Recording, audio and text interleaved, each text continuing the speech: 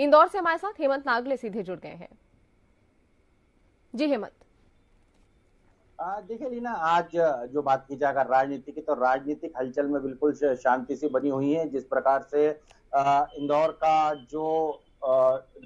इंदौर का वातावरण है, उसमें राजनीति में इतनी शांति एक अलग ही चीज है। क्योंकि इंदौर का जो बावड़ी हादसा था, जिसपे सांसद शंकर लालवानी पर सीधे तौर पर आरोप लगे थे और उन्होंने बयान भी दिया था, हाई कोर्ट में उसको लेकर याचिका लग गई थी और याचिका के बाद प्रशासन को लेकर जहां पर नोटिस जारी हुआ, 4 सप्ताह का उसमें जवाब मांगा गया। क्योंकि इस बावड़ी हादसे में जिस बावड़ी को लेकर जांच की बात की जा रही थी, हाईकोर्ट अधिवक्ता जो मनोहर दलाल है, उनकी ये याचिका थी कि जिस बावड़ी को लेकर जांच की जा रही थी, जिसको लेकर मजिस्ट्रेट जांच के आदेश दिए थे, उसमें एडीएम अभय बेडेकर को यह जांच सौंपी गई थी। और अभय बेडेकर खुद पदस्थ यहाँ पर प्रशासनिक अधिकारी है, तो जो प्रशासनिक अधिकारी, उसी ही जांच क्यों कराई जा रही है। वहीं नगर निगम कमिश्नर जो प्रतिभा पाल थी, उनको लेकर भी उन्होंने यह आरोप लगाया कि नगर निगम की लापरवाही से यह बड़ा हादसा हुआ था, इसमें 36 से मौत हो गई थी। 4 सप्ताह का जवाब मांगा है, जिसमें शासन प्रशासन अब सीधे सीधे सवाल के घेरे में हो, 36 मौतों का जिम्मेदार कौन।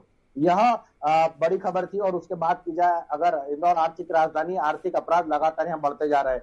वहीं इंदौर में कल 2 थाना क्षेत्र में फिर से बर्तन चमकाने के नाम पर लोग जो आरोपी है, उन्होंने ठगी की है। इंदौर में लगातार 4 घटनाएं हो गई है। पुलिस की कार्यप्रणाली पे सीधे सवालिया निशान उठते हैं कि पुलिस की कार्यप्रणाली क्या है। क्योंकि जिस प्रकार से बेखौफ होकर सभी आरोपी खुले घूम रहे हैं, इससे पहले जूनी इंदौर, उसके बाद फिर अन्नपूर्णा, तो 2 थाना क्षेत्रों में घटना हुई थी। लेकिन कल बुधवार को फिर 2 थाना क्षेत्रों में इसी प्रकार की घटना। लसुड़िया थाना क्षेत्र में भी कचरा फेंकने आई एक महिला के साथ आए बर्तन चमकाने और सोने चांदी के आभूषण चमकाने के नाम पर उससे बात करते रहे और दोनों आरोपी धक्का देकर उससे मंगलसूत्र छीन के चले गए।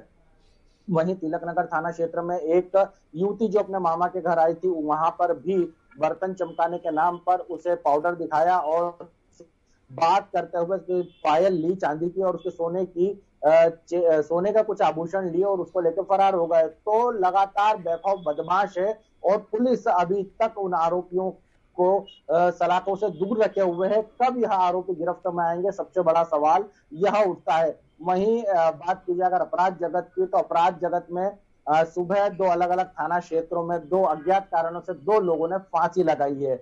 वहीं बात की जाए मौसम की, तो मौसम का मिजाज फिर से तीखा हो गया है। जहां कल दिन भर बादलों ने कुछ आदमियों को, इंदौर शहर के रहवासियों को कुछ राहत दी थी, लेकिन वह राहत शायद तक फिर तपिश बनकर आज तप रही है और वापस से इसी प्रकार से भीषण गर्मी आ रही है।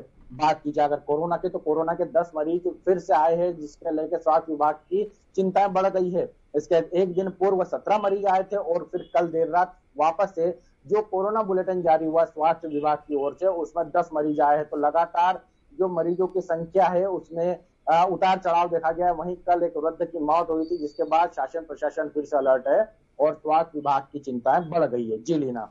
हेमंत, वहीं कर्नाटक चुनाव के लिए बीजेपी ने स्टार प्रचारकों की लिस्ट भी जारी कर दी है। मध्य प्रदेश में बीजेपी की सरकार है, ऐसे में देखा जाए तो कौन कौन से नाम इस लिस्ट में शामिल हैं, क्या कुछ जानकारी है?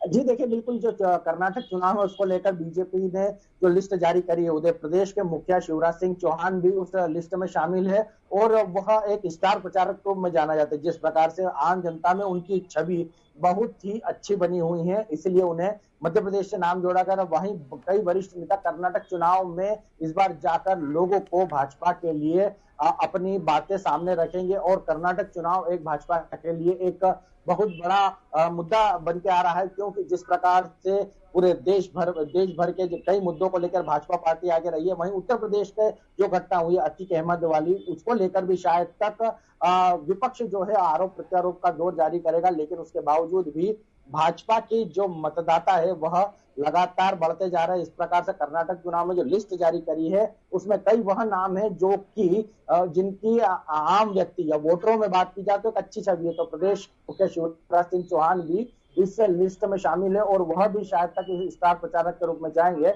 और वहां के वोटरों को लुभाएंगे। जी चलिए, जुड़ने के लिए और तमाम जानकारी के लिए शुक्रिया हेमंत।